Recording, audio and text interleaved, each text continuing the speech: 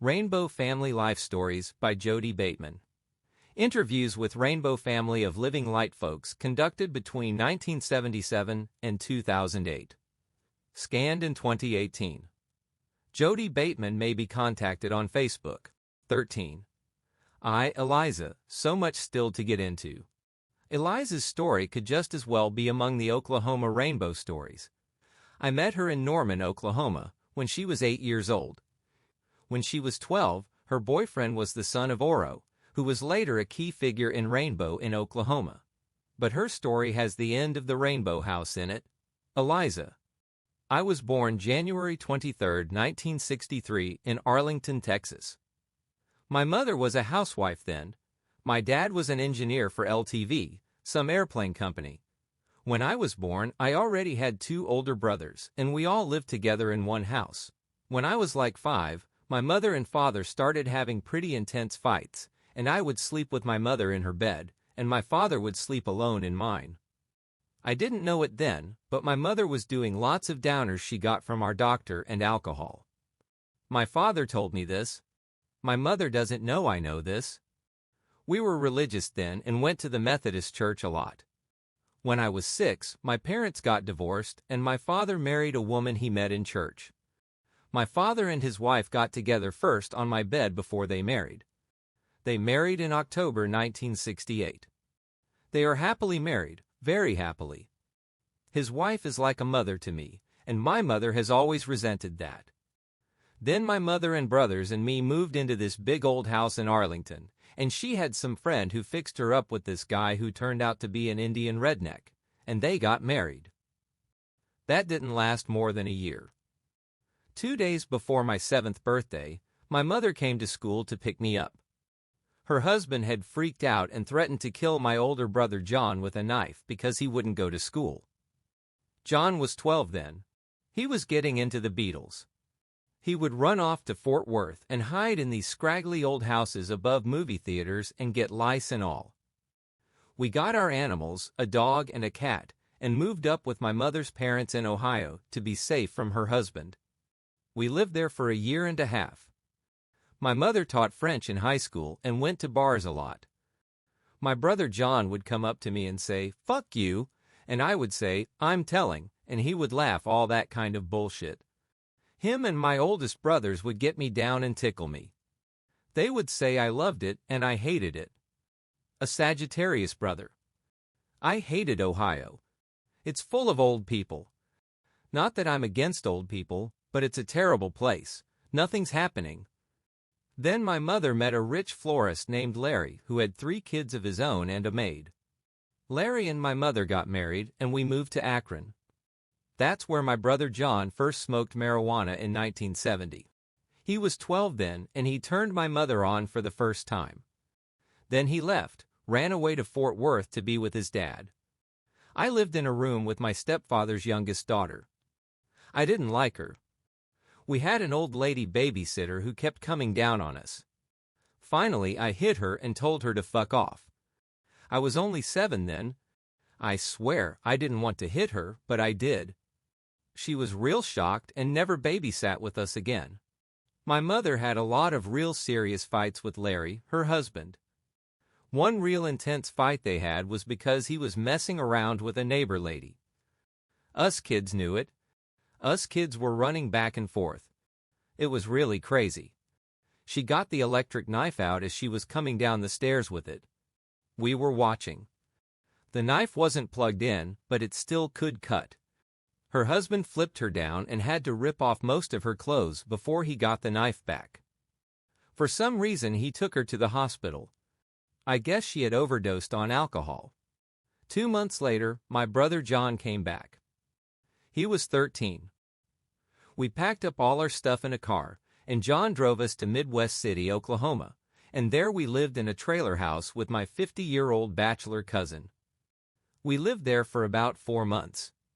I went to school in Midwest City, the 2nd grade. Then we moved to Del City, down the street from the trailer house, and we lived in some apartments. John had quit school and he went back to school in Del City.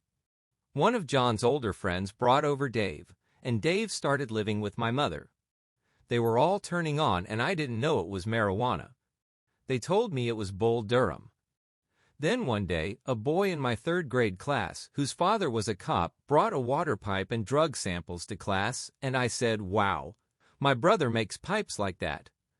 John was a good boy then, always cleaning up the place as soon as he came home from school. Then they would have a big roaring party.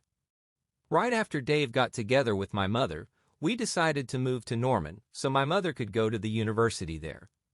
My mother quit her job and that's when she became free. There were a lot of people crashing at our house in Norman. My mother would be pissed off when she woke up in the morning and found somebody sleeping in her spot where she liked to sit.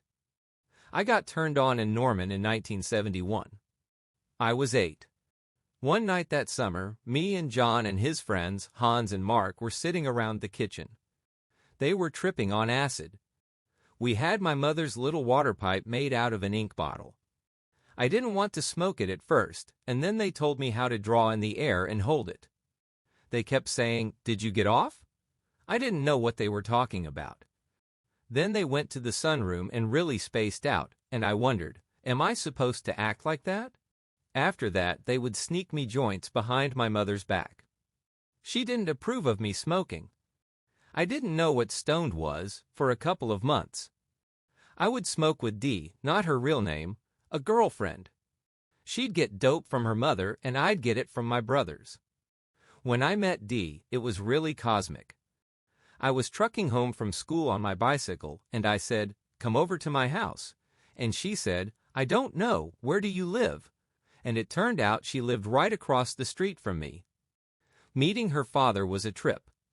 I went in her house and it smelled like dog shit, and there was this long-haired hippie, crashed out on the couch, and that was her father. He was a probation officer. Me and Dee spent a lot of our time rolling joints. For 5 years, from age 8 to 13, we spent every possible moment together. Then the heat came on real strong.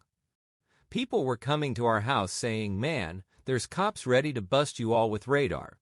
And my mother got all the dope out of the house, and we moved out to the country and I went to another school. Then Dee's parents moved out to the country and we went to the same school again. We had fun. We were even tighter than ever. Dee's father knew about most of the busts that were going on.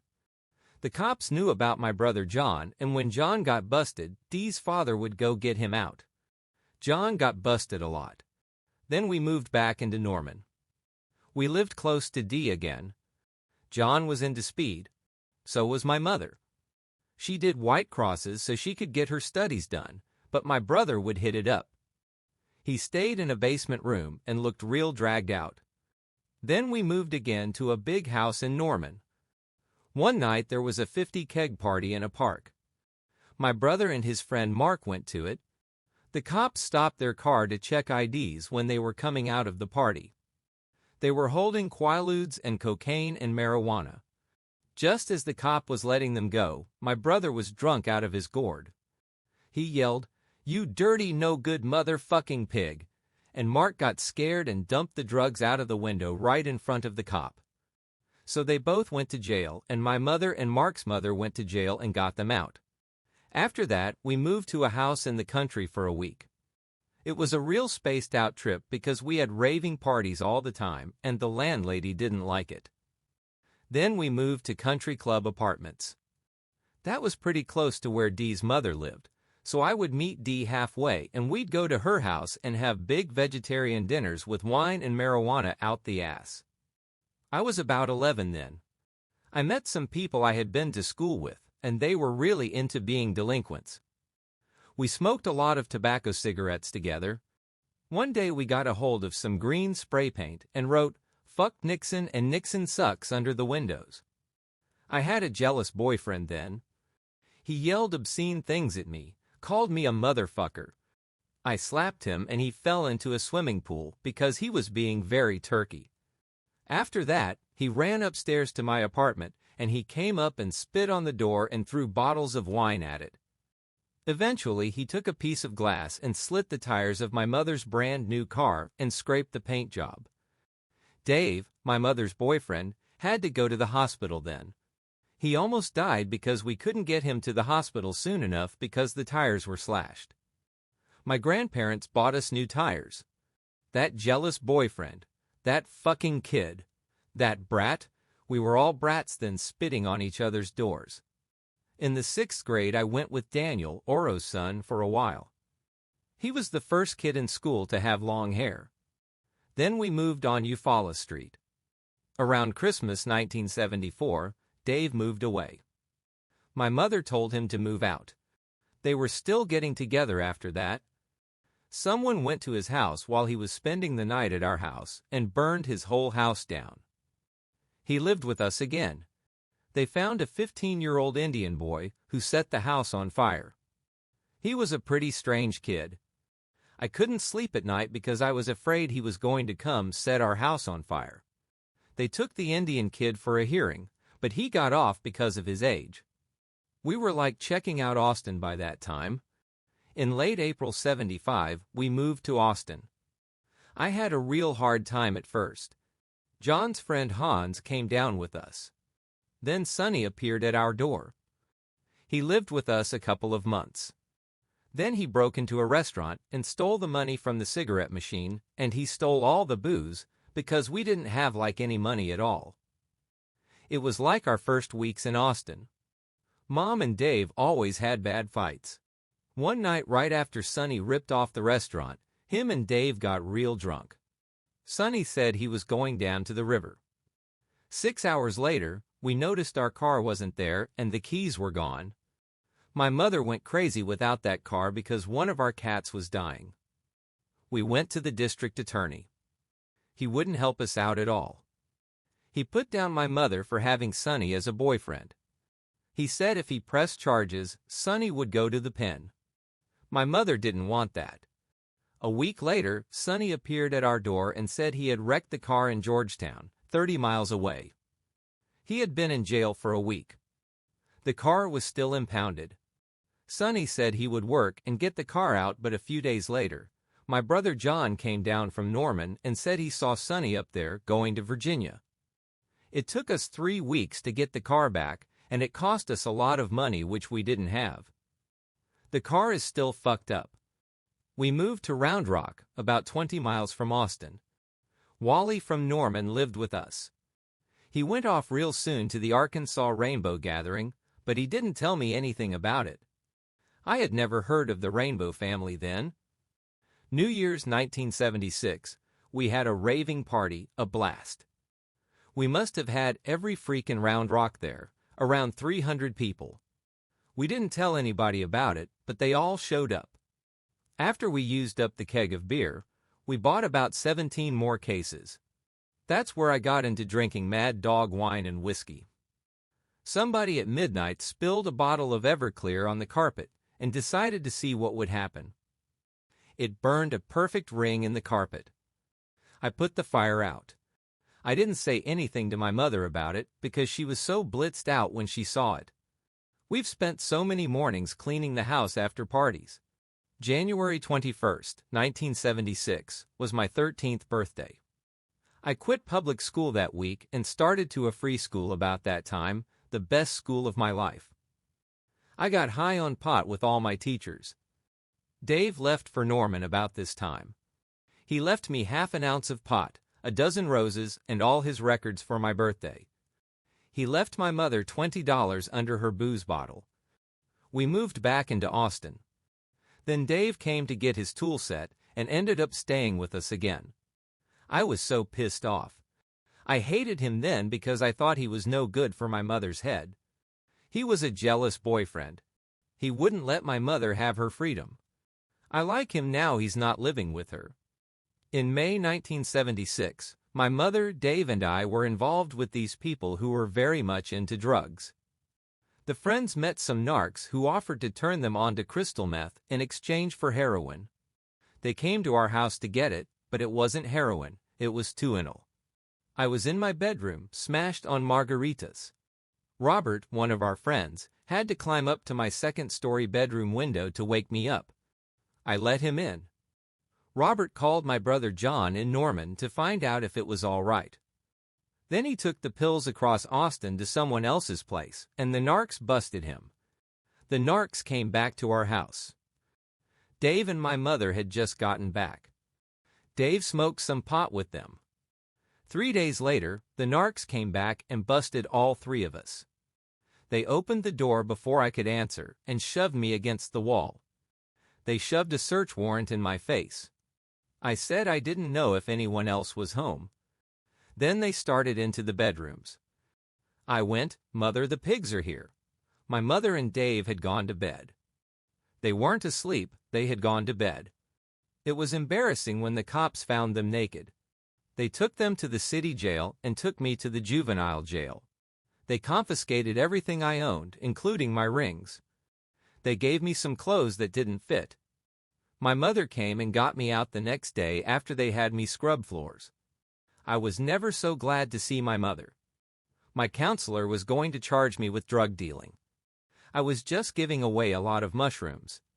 I had so many I was giving them away. We had a lawyer, my mother's boss, who got us off for free, and life went on. About a month later, I split and went to Oklahoma for a month. When I came back, they were living in a different place with the friends we got busted with. Summer 1976, we moved into another house with the same people. We were drinking lots of wine together. It was Cockroach City, Austin. We lived there for a while until my mother and Dave and I found another place, and my mother found another lawyer to work for. We lived in that house for a year. I got a job at You Scream Ice Cream in that year, 1977. I was 14 then, my first job making ice cream. After Christmas 1977, I went to Colorado with some friends from Norman. Then I went to Pennsylvania with my father to visit his mother. I came back to Austin January, Friday 13, 1978. The minute I got to Austin, my good friend Sharon handed me a hit of orange sunshine at the airport. We went to a party. I was tripping my butt off, having a great time. I went home. My house was a pit, grime and filth everywhere. My friends tried to drag me away, but I stayed to clean up. You know how it is when you're tripping. I was too into my room and doing stuff that needed to be done. I quit the free school. I wasn't into going anyways. I wasn't getting into all the energy, and I wanted my job back. I talked with my father about getting a GED and going to college. I blew that off when I met Harmony from the Rainbow House, and he asked me to come to the Rainbow Gathering with him. So I worked for 2 months making ice cream, and got into the Rainbow family a lots of good energy, good vibrations. I lived with Harmony for a couple of months at the Rainbow House. I felt kind of strange because that first night I stayed in the Rainbow House, I was in the room where the guy was killed. Richard called Malcolm, the lawyer my mother works for, because legal aid told him Malcolm was a good lawyer about the eviction. My mother told me the times of the eviction hearing so I could go. A couple of times Richard closed the Rainbow House for spring cleaning and moved everybody out to the country to the land that somebody was letting the Rainbow family use. They've had 5 eviction hearings, and it was decided at the building commissioners meeting that they didn't have to split until after 30 days. Then, after I left, they had 10 days to appeal. My mother says the cops came and said they had 24 hours to get out the day before the appeal hearing, which was totally illegal. Everybody got scared and split. They all went to the gathering. The next day, Malcolm lost the appeal. Poor Malcolm. On May 24, 1978, I left Austin with Harmony on the bus Iron Butterfly number 42, Rainbow Starship. We left with Richard and Michelle and Burl and Joanne and Crazy Eddie and Rainbow Bear. We left at 6 o'clock in the afternoon and got to the Healing Springs at Eden, Arizona, in a day and a half. Next night we traveled to California. Memorial Day we blew 2 tires on the bus and paid for it with 50 of my bucks. We got into LA and stayed at a truck stop where I tripped on acid. It was all right. In the truck stop, we were turned on to 100 pounds of grapefruit and 100 pounds of garlic from overweight trucks. We had left Austin with 300 sacks of potato chips and assorted nuts and granola, which was crazy. I was so burnt out on potato chips. All the way to San Francisco, we hit the beaches and gave away grapefruits and potato chips, which made a big hit on the beaches. We played our guitars and fiddles on the beach for people and gave invitations for the gathering and asked for money to help us get to the gathering. We got $10 in all. We got to San Francisco on the bus and played music for the bus in Golden Gate Park Amphitheater. We got stoned on some good Colombian a brother gave us. He wanted to find out more about the gathering. He figured we were from the Rainbow family and stopped to ask us. We played our music at Fisherman's Wharf and made $20, and I met an old friend from Austin, the Feather Lady. Then we left Glitter City over the bridge and went to Santa Rosa and sold 75 pounds of garlic for $1 a pound, which gave us gas to go to Drain, Oregon. Our fiddle player left in Santa Rosa. We drove through the redwoods, beautiful fucking redwoods, man. We blew another tire. Burl and Joanne split and went to the gathering on their own. They didn't like the energy on the bus. We got the tire fixed, and that night we got to Rainbow Farm in Drain, Oregon, where we were greeted with open arms and good food on the table. We stayed there for a couple of days, and then they went on a dumpster run to the supermarkets in Eugene for leftover food. I stayed on the farm for a couple of weeks to help with planting and getting the house together for the gathering. I got a ride to the gathering at Umpqua National Forest and saw a huge 12-6 and rainbow on the way. Since I met Harmony, I missed my period for 2 weeks. I thought I was pregnant, which excited us both because we both like kids a lot. But then I had my period. The relationship's kind of frazzled now. I guess he's decided he wants to do other things. We don't talk anymore. I wish we did. Once in a while I've seen visions of things that are going to happen to me. I've seen them throughout my life. But at this gathering, the spirit is so into me that I see them all the time. I was thinking earlier I would get a BMW and go to Europe and make a lot of money, which I wouldn't mind doing still. But now I feel more that I would like to live in the mountains and raise kids, travel with kids too. There's so many things I still have to get into. As of 1982, Eliza was 19 and living by herself in Austin.